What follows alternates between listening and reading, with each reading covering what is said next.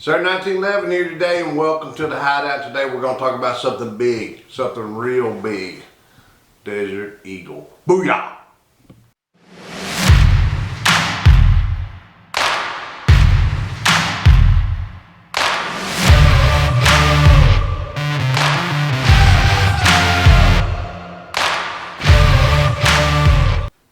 Okay gang, we're here in the Hideout. Before we get started, I got a whole list of thank yous, but I'm going to condense it down to all you subscribers. Thank you for joining me. Click the little ringy dingy out there so you get your notification. And if you have not subscribed, please do. You're missing out on some big booyah bang crap, alright? So, today's special shout out goes out to one of my buddies out there at D&W Outdoors. He's one of my battle buddies. If you'll go to sgt1911.com, you see my battle buddies listed down below. Go check them out. You know how Sarge is, beg, borrow, steal. I'm almost to the stealing point. Right now I'm still at the borrowing point. And today we have borrowed a Desert Eagle. Now, before we unveil this thing, let's just give a little bit of background. Desert Eagle, originally I think they were made by IWI, Israeli Weapons Institute, back late 80s. Big handgun. We're going to talk about just a little bit first. Big handguns, they come out, and I think you can get them, the smallest is a 357. You can get a 41, a 44, a 440 Corbin. You can get the 550A, or the 50 A&E, which is what we got today, the 50 A&E. Now, we're going to stop and not talk about the handgun just yet. We're going to talk about the 50 A&E. Back in the day, you know, we got these little government groups out there that we were not allowed to have anything larger than a certain size handgun. And when the 50 A&E was first introduced, it was basically illegal. It was too big. Of course, now we've got around things and we get things like the 50 BMG. We get like this thing here, the 50 Beowulf. And then, you know, we get the 44 Magnums out there. And the reason I've got these out, I want to show you some similarities. But one of the things that you can do, I'm going to do that real quick. I'm going to show you. Here is the 50. Let me have my camera person. I'll interrupt. She don't know where I'm going. I'm all over the place. 50 Beowulf, 50 A&E, 44 Magnum. So you can see how we progress in bullet sizes and everything. This being the 50 Beowulf, the 44 Magnum, the 50 A&E. And that's what we're going to talk about, the 50 A&E, specifically in the Desert Eagle. So, you know, after some time, Israeli weapons company come out called Magnum Research. Y'all seen me do a video on them before. I got that big BFR, big fine revolver, which is in 45-70. Magnum Research. Magnum Research then picks up and buys Israeli weapons. And then Israeli weapons and Magnum Research also took car, I think. You know, whoever knows who keeps up with who buys whoever, whatever. Do we really care what we worry about? Do we have fine handguns that go bang, bang, bang? This is a humongous handgun. We're going to take a look at it. This one right here, like I said, you can get them in multiple calibers. This one comes with 2 magazines. Holds, let's see, 6 rounds of 50 A&E of this bad boy right here. Like I said, you can get 44 Magnums or whatever. This thing weighs 4 pounds, just over 4 pounds. And you know, when we're talking about a 50 caliber semi-automatic handgun, you're gonna know why we need it to weigh 4 pounds. But there's definitely some interesting things about this weapon that we're going to go over real quick. You know, it's got a big beaver tail on it like a 1911 does. But look how big the pistol grip is. You know, this thing is not a one-handed weapon. This thing is definitely made for 2 hands. I guess there's some fellows out there with big mitts that can fire it with 1 hand. Hell, I can probably fire it with 1 hand, but are we going to hit anything? Absolutely not. You know, this thing it's an iconic weapon. It's been in over, you know, hundreds and hundreds of movies. If I wanted to cheat and tell you, I could look them up, but I dare not, because I'm just not going to do that. You can go look there in all kinds of gunfighter movies, but anyway, go check it out yourself. But look at the top of it. It's got rails on the top, Picatinny rail on the top where you can mount your sight up there. Now,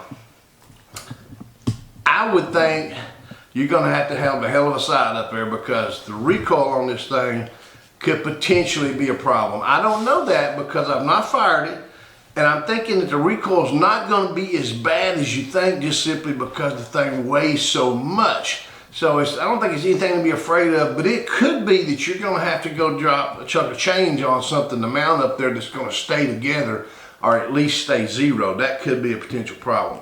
It's got a hammer on it there, single action. It is single action. It's got a big safety on it. So let me turn around and see. So I got safety on both sides. You can see it functioning there. There's your hammer. Will not fire. Disengage the safety. Fires. We'll measure the trigger. It's got like I think it's about a 5-inch barrel on it. Let me check and see. It's got about a 5-inch barrel, but look out here on the end of it where we have like a muzzle brake. Is that cool or what? It's got a muzzle brake and it's cool. Now, I really want to show you some things on here that I think are really interesting. I want you to look at the back side. No dots, nothing there. It's kind of small in here. And then look at the front side. It's not wide or anything. This thing just completely blacked out. It does have kind of a chiseled look going down the side. And even, you know, back in the 80s when these first things come out, they still had this chiseled look on it. They never have been proportionally round. I'm gonna get the slide back and lock the slide back because here's where we're really gonna see some interesting stuff. Notice how the slide comes back down here in the lower portion of this handgun. The barrel stays stationary and it doesn't move.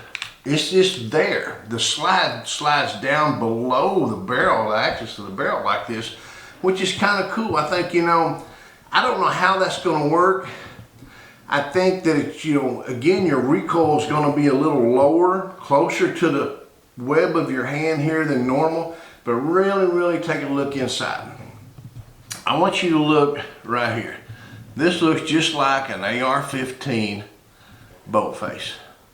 That's what it looks like. I mean, look at it. It looks almost just identical to one. And even look up in the barrel.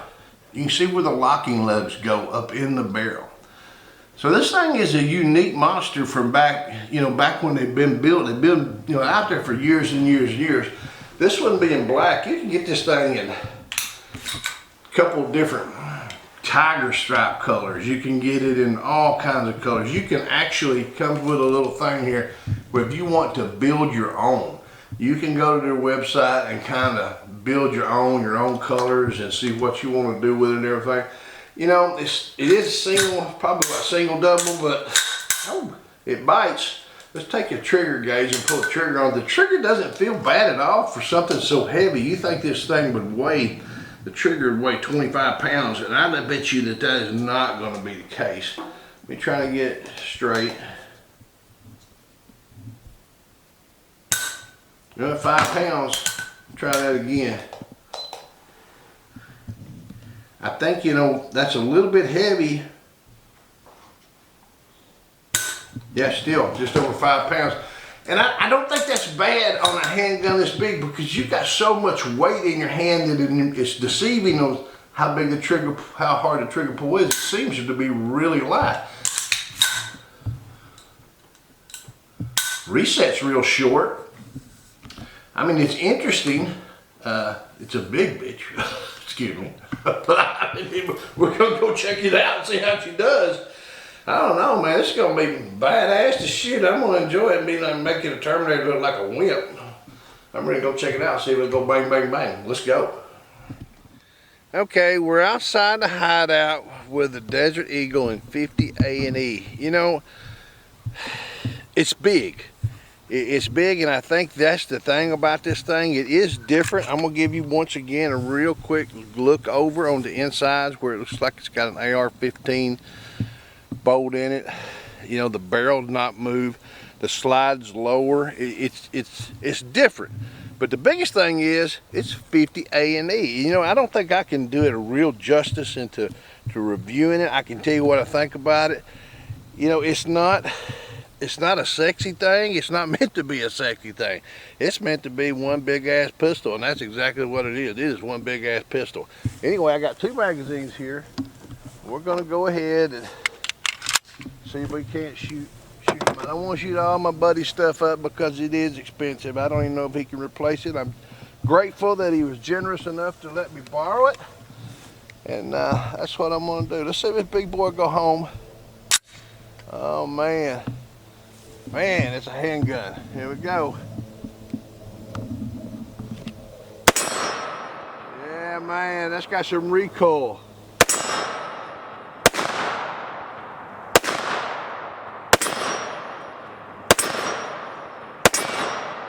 Woo-wee! That is freaking awesome. I love that. Now we're talking, boys and girls. We're freaking shooting now. You know, I've done enough reviews on them little freaking polymer 9mm guns now that, you know, they're like picking up pebbles on the side of the road. There's one everywhere. Everybody's got their own. Now, we got a freaking man's gun now, buddy. That's what I'm talking about, man's gun. Booyah! Like it. Ah, try that again.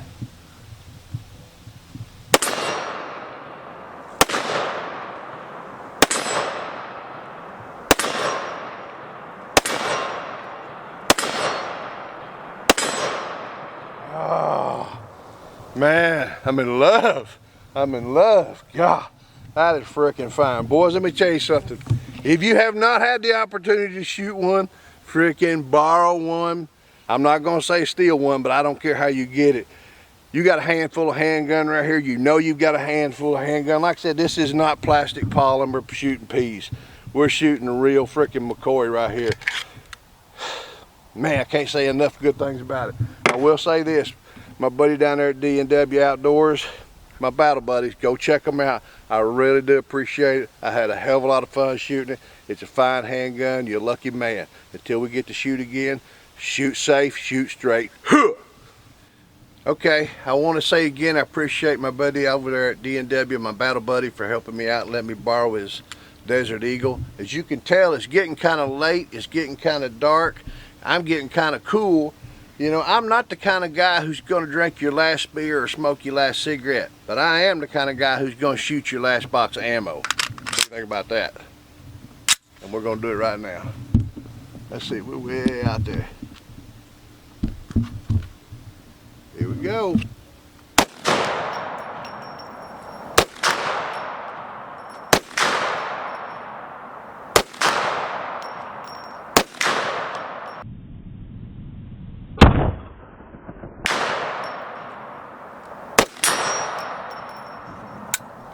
Booyah, buddy, I love it.